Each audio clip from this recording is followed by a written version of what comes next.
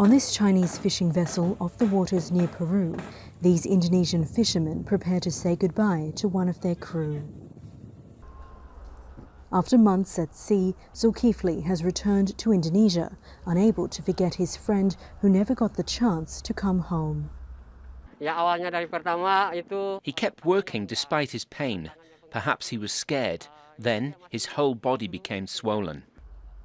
These fishermen have come together to discuss their experiences, sharing stories of exploitation, underpayment, and even physical abuse.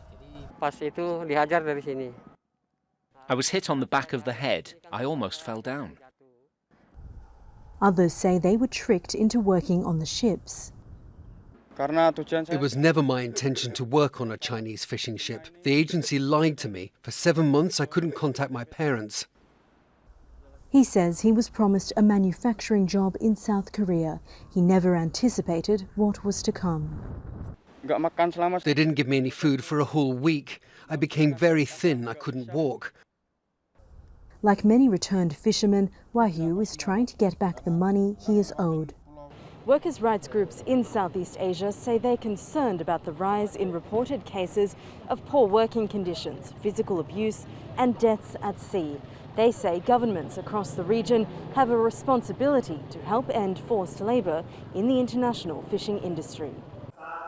In recent weeks, more than 20 NGOs across the region have signed a letter to ASEAN calling on the regional bloc to ratify the Work in Fishing Convention, which calls for the minimum requirements for conditions on board fishing vessels.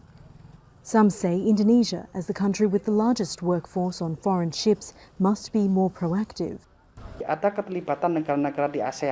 We should be an example and show that we want to improve the situation. Right now, there is no access to justice for fishermen on foreign ships. Indonesia's Maritime Ministry says ratifying the convention is a priority, but it takes time.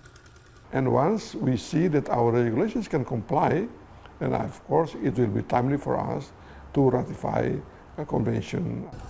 In Tegal, Central Java, some of the fishermen working on these small local boats are waiting for their deployments to work on large vessels overseas, uncertain of the conditions they will face when they depart. Jessica Washington, Al Jazeera, Tegal.